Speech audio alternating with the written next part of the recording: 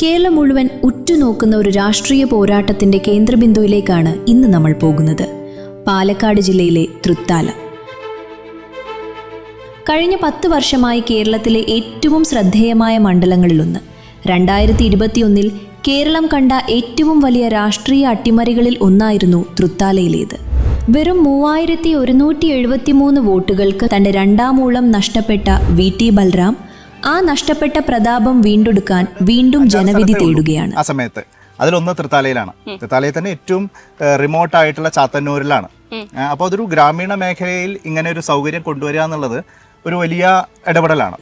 മറുവശത്ത് മണ്ഡലം നിലനിർത്താൻ മുൻ സ്പീക്കറും മന്ത്രിയുമായ MB രാജേഷ് LDF നിരയിൽ കരുത്തനായി നിൽക്കുന്നു. LDFനോട് ആര് മത്സരിച്ചാലും ജയിക്കാവുന്ന നിലയിൽ അടിത്തറ വിപുലീകരിച്ചിട്ടുണ്ട്. അത്രമാത്രം വികസന പ്രവർത്തനങ്ങൾ കഴിഞ്ഞ 5 വർഷം കൊണ്ട് നടന്നിട്ടുണ്ട്. ഇത് വെറും ഒരു തിരഞ്ഞെടുപ്പല്ല, തൃത്താലയുടെ മണ്ണ് ആർക്കൊപ്പമാണ് എന്ന വലിയ ചോദ്യത്തിനുള്ള ഉത്തരമാണ്.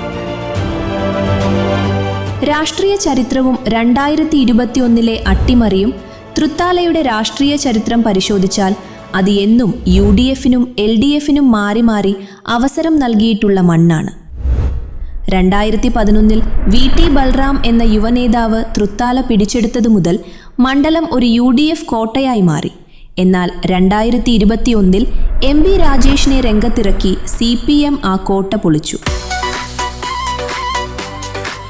അന്ന് നടന്നത് വ്യക്തികൾ തമ്മിലുള്ള പോരാട്ടത്തേക്കാൾ ഉപരിയായി ആശയങ്ങൾ തമ്മിലുള്ള വലിയൊരു യുദ്ധമായിരുന്നു.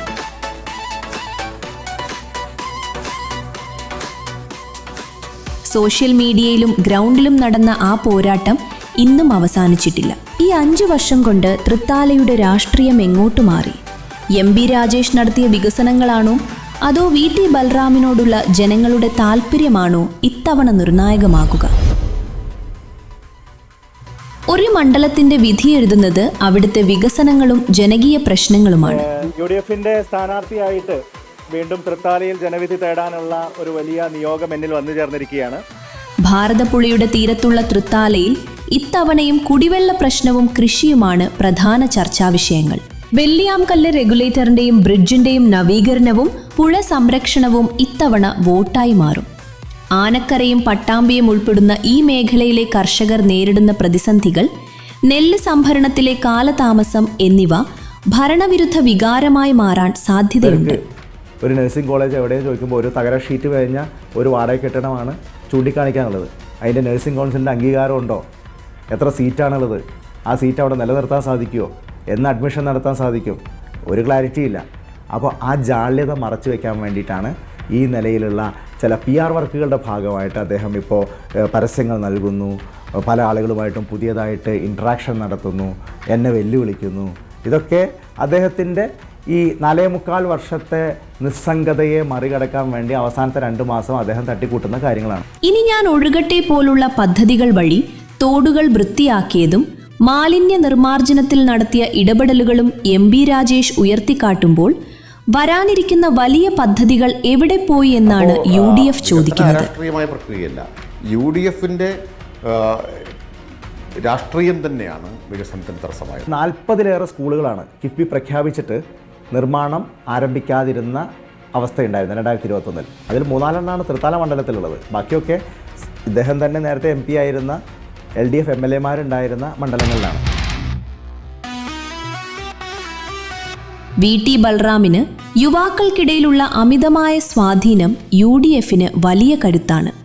സോഷ്യൽ മീഡിയയിൽ ബൽറാം ഉയർത്തുന്ന ശബ്ദം ഇന്നും തൃത്താലയിലെ ഓരോ വീട്ടിലും എത്തുന്നുണ്ട്. എന്നാൽ MB രാജേഷിന്റെ പക്വതയാർന്ന പെരുമാറ്റവും സ്പീക്കർ, മന്ത്രി എന്നീ നിലകളിലുള്ള അദ്ദേഹത്തിന്റെ പ്രഭാവവും പഴയ വോട്ടർമാരെ സ്വാധീനിക്കുന്നു. മണ്ഡലത്തിൽ BJPക്ക് കിട്ടുന്ന വോട്ടുകൾ ആരെ ബാധിക്കും? V ഉണ്ണികൃഷ്ണൻ എന്ന സ്ഥാനാർത്ഥിയിലൂടെ BJP വോട്ടുകൾ വർദ്ധിപ്പിക്കാനാണ് NDA ലക്ഷ്യമിടുന്നത്. കഴിഞ്ഞ തവണ BJPക്ക് ലഭിച്ച വോട്ടുകളിലുണ്ടായ കുറവാണ് രാജേഷിന്റെ വിജയത്തിന് വഴിതെളിച്ചതെന്ന് UDF ആരോപിച്ചിരുന്നു.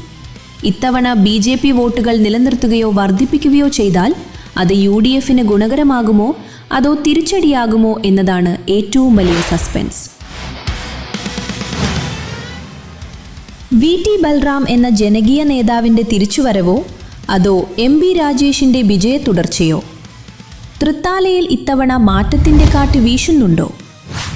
UDFന്റെ കണക്കുകൂട്ടലുകൾ പിഴയ്ക്കുമോ അതോ കോട്ട തിരിച്ചുപിടിക്കുമോ? വോട്ടർമാരുടെ ഉള്ളിലിരുപ്പ് മെയ് 4-ന് ഫലം വരുമ്പോൾ മാത്രമേ അറിയാൻ സാധിക്കൂ. നിങ്ങളുടെ അഭിപ്രായത്തിൽ തൃത്താലയിൽ ഇത്തവണ ആര് ജയിക്കും? താഴെ കമന്റ് ചെയ്യുക. രാഷ്ട്രീയ വിശകലനങ്ങളുമായി F മീഡിയയിലൂടെ വീണ്ടും കാണാം. നന്ദി.